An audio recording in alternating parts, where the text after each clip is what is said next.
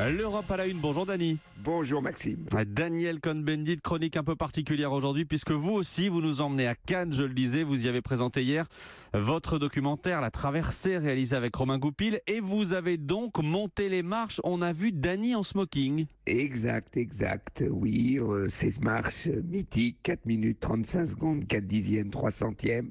Pendant ce temps-là, vous sentez une star, vous avez une nuée de photographes qui vous appellent Dany, Romain, Dany, à droite, à gauche et tout ça.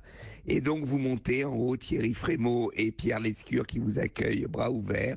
C'est vraiment ça, c'est la magie de Cannes. C'est cette montée. Alors pour nous, c'est fantastique parce que c'est pour un documentaire auquel on tient beaucoup. Et donc, c'est une récompense. Et pour cela, j'ai accepté le smoking avec une petite entorse, une petite écharpe comme ça, pour faire un peu différent. Bon. C'est maladif. Dany, Cannes, c'est toujours le même grand écart entre d'un côté les paillettes, le champagne, la fête et de l'autre le cinéma, l'art. Qu'est-ce qu'il emporte pour vous ? Il emporte qu'au moment où on entre dans une salle de cinéma, qu'il y a la projection, c'est le cinéma qui l'emporte. Vous savez, les paillettes autour, c'est dépassé, c'est un autre monde en fait, c'est pas très formidable. Mais ce moment magique, cette montée, puis après la salle de cinéma, la projection, c'est le cinéma qui l'emporte.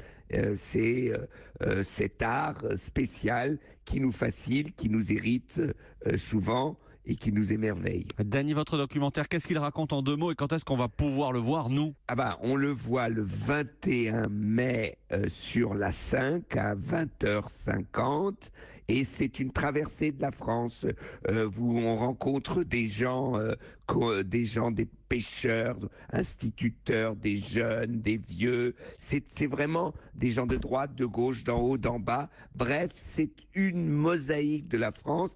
Et comme m'a dit une jeune étudiante qui est pourtant militante, qui était à la projection hier soir, militante, elle occupe l'université, elle m'a dit « J'ai été surprise, vraiment c'est un film qui donne de l'espoir parce que ça montre des gens, comme dirait Mélenchon, qui se battent, qui veulent se sortir, qui rêvent d'une autre vie et qui essayent de la réaliser. » La Traversée, lundi prochain, donc le 21 sur France 5.